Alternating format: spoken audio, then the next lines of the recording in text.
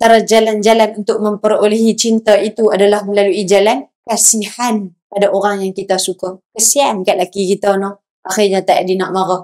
Laki pula kata, kesian no. Bini aku ni seharian buat kerja rumah. Akhirnya balik tu tengok rumah selerak pun tak rasa nak marah sangat. Pasal apa? Pintu kesian. Kena banyak sikit bangkit ke rasa kesian. Jadi balik satgi nak tidur tengok muka suami. Kesian kat abang no. Suami pun balas balik. Awak pun kesian juga. Barulah kita rasa seronok. Pasal apa? Datang sakinahnya itu. Rumah kita tu. Kita tak mau dia jadi sekadar lokasi. Kita nak rumah kita ini adalah destinasi emosi. Balik rasa tenang.